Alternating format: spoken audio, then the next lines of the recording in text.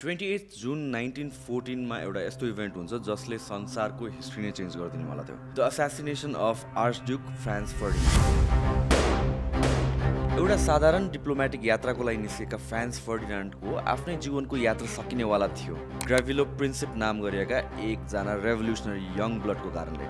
यो असासिनेसनको कारणले multiple chain of events trigger हुन्छ जसको कारणले गरेर फर्स्ट वर्ल्ड वार नै सुरु हुन्छ। तर को थिए फ्रान्स फर्डिनान्ड, किन मारियो उनलाई, र कसरी एउटा असासिनेसनले वर्ल्ड वार नै ट्रिगर गर्छ र अस्ट्रिया हंगेरी, जर्मनी, रसिया र ब्रिटेन जस्ता सुपर पावर्सलाई कन्फ्लिक्टतर्फ धकिन्छ। यो कथा हो पोलिटिकल टेन्सन्स र नेसनलिस्ट मुभमेन्ट्स र कसरी एउटा इभेन्टले डरलाग्दो वर्ल्ड वार नै सुरु गर्छ जहाँ लाखौं मान्छेहरूले ज्यान गुमाउँछ। आउनुहोस् आजको भिडियोमा कुरा गरौँ आर्चड्युक फ्रान्स फर्डिनान्डको असासिनेसनको बारेमा। आर्चड्युक एउटा टाइटल अथवा उपाधि हो जुन रोमन एम्पायरका एम्पररको छोराहरूलाई दिने गरिन्छ। स्ट्याटस वाइज हेर्ने हो भने आर्चड्युक एउटा एम्परर और राजा भन्दा एक लेभल तलको उपाधि हो। आर्चड्युकहरूमध्ये सबैभन्दा जेठो छोरालाई क्राउन प्रिन्सको टाइटल दिने गरिन्थ्यो।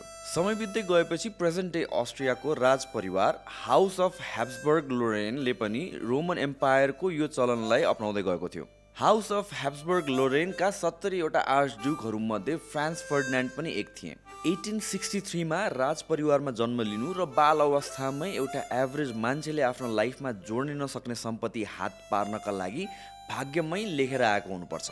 1889 मा house of Habsburg लोरेनका crown prince रुडोल्फले गरेपछि फ्रान्सको बुवा अब थ्रोनका लागि नेक्स्ट इन लाइन क्यान्डिडेट थिए। तर फ्रान्स फर्डिनान्डका बुवाले राजगद्दीको जिम्मेवारी लिन नमानेपछि त्यतिखेरका एम्परर फ्रान्स जोसेफ I पछि अब फर्डिनान्ड नै अस्ट्रिया हंगेरीका एम्पायर हुनेवाला थिए। तर भाग्यले यस्तो खेल खेल्छ कि 80 वर्षका एम्परर फ्रान्स जोसेफ I पछि एम्पायर सम्हाल्ने भनेर बसेका फ्रान्स फर्डिनान्डको 54 इयर्सको उमेरमै हत्या हुन्छ।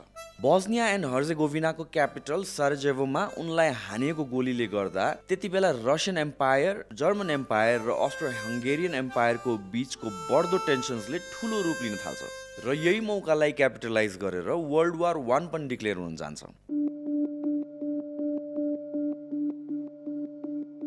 फ्रान्स फर्डिनान्डको असासिनेसन हुनुभन्दा अगाडि अस्ट्रिया हंगेरीको हितको लागि उनको विचारधारा र छिमेकी देशहरूसँगको रिलेसनको बारेमा बुझ्न जरुरी छ। अस्ट्रो हंगेरियन एम्पायरको साउथमा रहेको छिमेकी सर्बियाको आफ्नै इन्ट्रेस्टका कारण यी दुई देश बीच सम्बन्ध राम्रो थिएन। अटोमन एम्पायरबाट 1878 मा सर्बियाले इन्डिपेन्डेन्स पाएको थियो। रसियन एम्पायरको इन्फ्लुएन्समा सर्बिया सहित बल्गेरिया, ग्रीस, मोन्टेनेग्रो जस्ता देशहरूले बाल्कन लीग अलायन्समा रहेर 1912 मा भएको फर्स्ट बाल्कन वार लडेका थिए। यो लडाईँमा बाल्कन लीगले 500 वर्षसम्म बाल्कन रिजनमा राज गरेर बसेका अटोमन्सहरूलाई पछाडि धकेलेका थिए। बाल्कनको लडाईँमा जितिसकेको सर्बियाले आफ्नो टेरिटोरी र पपुलेसन डबल गर्यो र त्यसको साथै आफ्नो देश र जनताको लागि पनि ठूलै सपना देखिरहेको थियो। यही समयमा अस्ट्रो हंगेरियन एम्पायर भित्र अस्ट्रियन्स, हंगेरियन्स, चेक्स, स्लोभाक्स, क्रोट्स, सर्ब्स जस्ता एथनिक कम्युनिटिजहरू थिए तर एक अर्कासँग रिलेसन भने राम्रो थिएन। अस्ट्रो हंगेरियन एम्पायरले 1908 मा बाल्कन रिजन आफ्नो कन्ट्रोलमा लिनका लागि बोस्निया र हर्जेगोभिना क्याप्चर गरिसकेपछि त्यहाँको सर्ब्स माइनोरिटी पनि एम्पायर भित्रैका माइनोरिटी बन्न पुगे। सर्ब्स माइनोरिटी अस्ट्रियो हंगेरियन एम्पायर भित्र पर्न जाँदा सर्बियालाई यो कुरा चित्त बुझेको थिएन।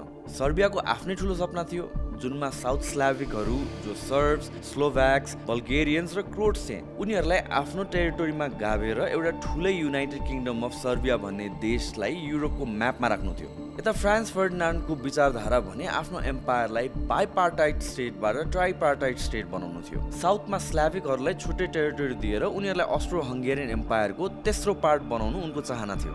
पोलिटिकल रिप्रेजेन्टेसन दिने कुरा गरे पनि फर्डिनान्डलाई सर्ब्स मन पर्दैन थिए र उनीहरूको इन्फ्लुएन्स घटाउन अस्ट्रो हंगेरियनकै अन्डरमा उनीहरूको टेरिटोरीमा क्रोएसियन लिडर राख्न चाहन्थे।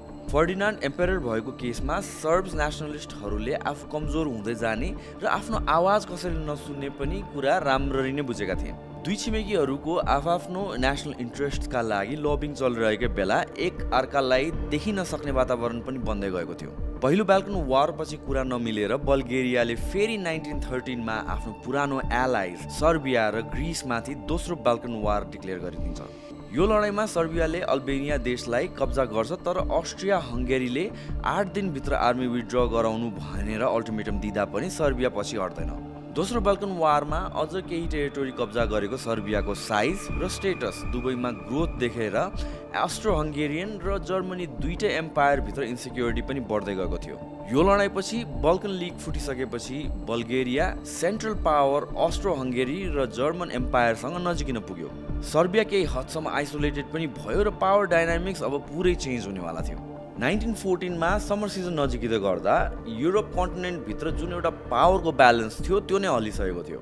अस्ट्रो हङ्गेरियन एम्पायर थ्रोनको नेक्स्ट इन लाइन हुनुको साथै त्यहाँको आर्मीका इन्सपेक्टर जेनरल पनि थिए फ्रान्स फर्डिनान्ड। आर्मीको समर मिलिटरी एक्सर्साइजको निरीक्षण गर्नका लागि आइजी फ्रान्स फर्डिनान्ड आफ्नो वाइफ सोफी चोटेकका साथ सराजेभो पुग्नेवाला थिए। आफ्नो आर्मीको युद्ध कला, आर्म्स र एम्युनिसन्स यो मिलिटरी एक्सर्साइज मार्फत देखाएर सर्बियालाई वार्निङ दिन जुन महिना 1914 मा कन्डक्ट गर्न लागि थियो। बोस्नियाको सराजेभोमा आफ्नो आर्मी अब्जर्भ गर्नका लागि जाने कि नाइ भनेर फ्रान्स फर्डिनान्डको अन्टोराजलाई केही हिचकिचाहट पनि भएको थियो। सराजेभोमा आर्च ड्युकको कार्यक्रममा टेररिस्ट अट्याक हुन सक्ने थुप्रै इन्टेलहरूबाट आएको इन्फर्मेसनको थ्रु वार्निङ पनि आइरहेको थियो। आर्च ड्युकको सिक्युरिटी पर्सनलले पाएको इन्टेल अनुसार आर्च ड्युकमाथि अट्याक 100% हुनेवाला नै थियो। आर्च ड्युकमाथि अट्याक लन्च गर्न सक्ने हैसियत राख्ने ब्ल्याक ह्यान्ड सिक्रेट सोसाइटीको कुरा गरौँ।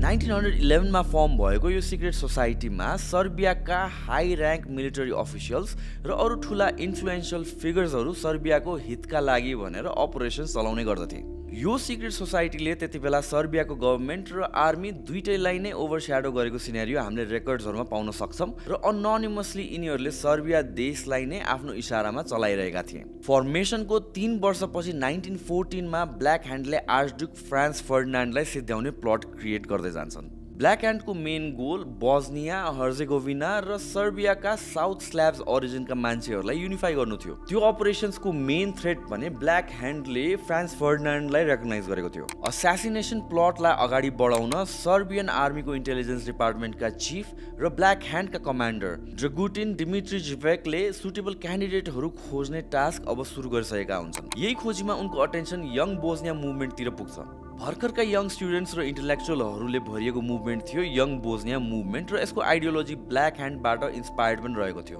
यङ बोस्निया ग्रुपभित्रका पोसिबल क्यान्डिडेट्सहरूको लिस्टबाट सर्ट लिस्ट भएका ग्राभिलो प्रिन्सिप, निडेल्जको क्याब्रिनोभिक र ट्रिफको ग्याभेजले यो अपरेसनको जिम्मेवारी दिइन्छ। यी 3 जना यङ केटाहरूलाई दिएको अपरेसन्स अनुसार आर्चड्युकलाई मार्न सफल भएको खण्डमा आत्महत्या गर्नु भनेर आदेश पनि दिइन्छ। प्रत्येकलाई रिभल्भर र ग्रेनेड सहित 1 भाइल साइनाइड पनि दिइन्छ जुन एउटा एकदमै फास्ट एक्टिङ पोइजन हो। यी 3 जनालाई यो असासिनेसनको लागि सेलेक्ट गर्नुको मेन कारण थियो उनीहरूलाई लागेको रोग ट्युबरकुलोसिस, जसले गर्दा उनीहरू यसै पनि धेरै बाँच्नेवाला थिएनन्। ब्ल्याक ह्यान्डका कमान्डर डिमिट्रिजेभेकले पनि यदि 3 जना मरे भने हत्यारा को हो भनेर पत्ता लगाउन गाह्रो हुने कुरा पनि राम्रोसँग बुझेका थिए। In other words, this was a well thought out plan. जुन महिना 1914 आर्चड्युक फ्रान्स फर्डिनान्ड र उनका वाइफ सोफी आफ्नो कमिटमेन्ट्स अनुसार आर्मीको मिलिटरी एक्सर्साइज र सराजेभोका लोकल अफिसियल्सहरूसँग इन्गेज हुन इलिजा बोस्नियाबाट ट्रेनको यात्रा पुरा गर्छन्। आर्चड्युक फ्रान्स फर्डिनान्ड सराजेभोमा एन्टर भइसकेको बेला मेको एन्डमा सर्बियाबाट हिँडेका ग्राभिलो प्रिन्सिप र उनका 2 साथीहरू पनि सराजेभो आइपुग्छन्। आर्चड्युक र उनको अन्टोराजलाई अट्याक हुन सक्ने कुरा राम्ररी थाहा थियो, तर पनि उनको सराजेभो सम्मको ट्राभल भने रोकिँदैन। असासिनेसनको एक रात अगाडि आर्चड्युकलाई वेलकम गर्न हाई र्याङ्किङ अफिसियल्सहरू भरिएको ग्यादरिङमा बोस्नियन पार्लियामेन्टका 1 जना मेम्बर सुनारिकले पनि फ्रान्स फर्डिनान्ड र उनका वाइफलाई सराजेभोको प्रोग्राम क्यान्सल गर्नका लागि कन्भिन्स पनि गरेका हुन्छन्। फ्रान्सका वाइफ सोफीले things do not turn out the way you say they will भनेर सुनारिकलाई जवाफ फर्काउँछिन्। यही समयमा युरोपभित्र र बाल्कन रिजनमा गन शट्स, असल्ट्स र मर्डर अटेम्प्ट प्राय जसो भइरहन्थ्यो पनि। Here our car burns and down there they will throw bombs at us. Archducal मोटरकेडमा फ्रान्स फर्डिनान्ड सवारी हुने गाडी हिँड्न भन्दा अगाडि ओभरहिट भएपछि उनले दिएको स्टेटमेन्ट हो यो इन्सिडेन्ट भएको दिन एउटा कोइन्सिडेन्स हुन पुग्छ किनभने यही दिन जुन 28, 1914 फ्रान्स र सोफीको 14th वेडिङ एनिभर्सरी परेको थियो। गाडी ओभरहिट भएको बेला फ्रान्स फर्डिनान्डको सर्कास्टिक जवाफपछि फाइनली आर्चड्युकको मोटरकेड कार्यक्रमका लागि फ्रान्स फर्डिनान्ड र उनका वाइफलाई बोकेर आफ्नो डेस्टिनेसनतिर जान्छ। ग्राभिलो प्रिन्सिप र उनका साथीहरू जसले अपरेसन लिड गरिरहेका थिए उनीहरूकै अन्डरमा अझ 4 जना गएर टोटलमा 7 जना हिटम्यानहरू आर्चड्युकल मोटरकेड मोटरकेड पास हुने विभिन्न राउटमा पोजिसन लिएर अट्याकका लागि रेडी भएर बसिरहेका हुन्छन्। आफू हिँड्ने रुटलाई फलो गर्दै जाँदा आर्चड्युकको मोटरकेडले एउटा ब्रिजलाई क्रस गर्नुपर्ने थियो। मोटरकेडले ब्रिज क्रस गर्न लाग्दै 7 जना मध्ये त्यहाँ पोजिसन लिएर बसेका हिटम्यानले गाडीमाथि बम फालिदिन्छन्। त्यो बम एक्सप्लोड हुनुभन्दा अगाडि नै गाडीको हुडमा ठोकिएर बाउन्स हुन्छ र त्यो एक्सप्लोजनका कारण आर्चड्युकको सिक्योरिटीका लागि खटिएका 2 पर्सनलहरू घाइते हुन्छन्। आर्चड्युकमाथिको अट्याक फुल स्केल एक्सप्लोजनमा पुगिसकेपछि पनि उनको मोटरकेड भने रोकिँदैन र आफ्नो नेक्स्ट डेस्टिनेसन सिटीको टाउन हल तर्फ अघि बढ्छ। टाउन हलमा पुगिसकेपछि आफूले दिनुपर्ने स्पिच फ्रान्स फर्डिनान्डले दिन्छन् र त्यसपछि उनले आफ्नो प्लान चेन्ज गर्छन्। फ्रान्स फर्डिनान्डको आदेश अनुसार घाइते भएका 2 जनालाई भेट्न आर्चड्युकल मोटरकेडले हस्पिटलको यात्रा तय गर्छ। गाडीमा रिभर्स गियर नहुनु र हस्पिटलको राउट फाइनलाइज नहुनुले गर्दा मोटरकेडलाई लिड गर्ने जिम्मेवारी पाएका एक जेनरल र एक ड्राइभर बीच कन्फ्युजन हुन पुग्छ।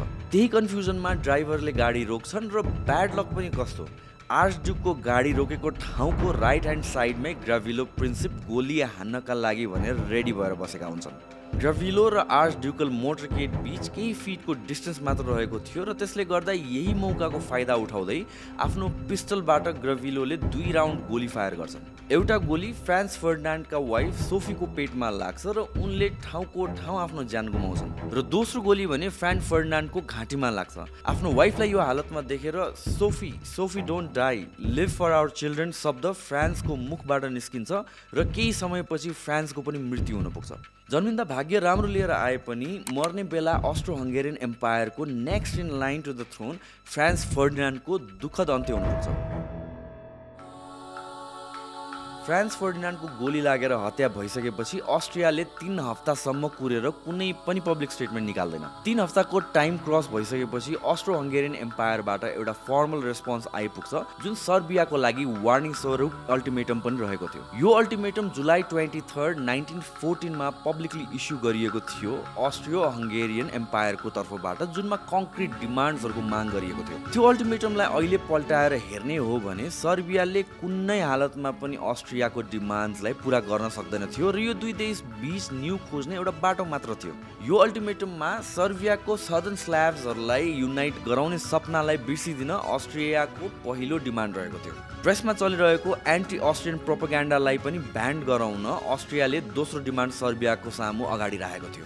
अस्ट्रियालाई आफ्नो देशको माहौल बिग्रिन र फ्रान्स फर्डिनान्डको हत्यापछि ब्ल्याक ह्यान्डले एक्टिभली काम गरिरहेको कुरा पनि थाहा थियो र यी अर्गनाइजेसनमाथि लिगल प्रोसिडिङ्स चलाउन यस अल्टिमेटमको तेस्रो डिमान्ड रहेको थियो। फ्रान्स फर्डिनान्डको हत्याका लागि हुने इन्भेस्टिगेसनमा अस्ट्रियाका अफिसियल्सहरूलाई पनि सामेल गराउन अस्ट्रियाको यो फाइनल डिमान्ड रहेको थियो। यो सबै डिमान्ड पूरा गरेर अग्रिमेन्टका लागि सर्बियालाई 48 आवर्सको टाइम दिएको थियो र यो अल्टिमेटम पूरा नगरे 2 देश बीचको डिप्लोमेटिक रिलेसन पनि बिग्रिने वार्निङ सर्बियाको अगाडि राखिएको थियो।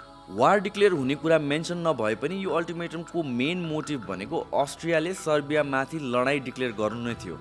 यो अल्टिमेटमका कारण युरोपभरि जुलाई क्राइसिस ट्रिगर हुन पुगेको थियो, जस अन्तर्गत जुलाई 25 मा सर्बियाले पठाएको रेस्पोन्स अस्ट्रो हङ्गेरियन एम्पायरलाई चित्त बुझ्दैन।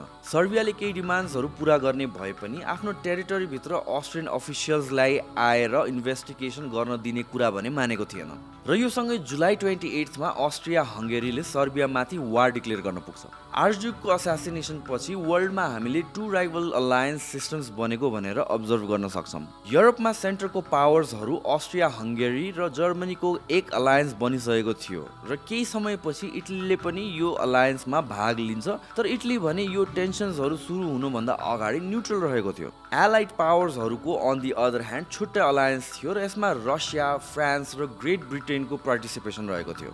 And as we know after this the rest is history र यसपछि फर्स्ट वर्ल्ड वार सुरु हुन्छ।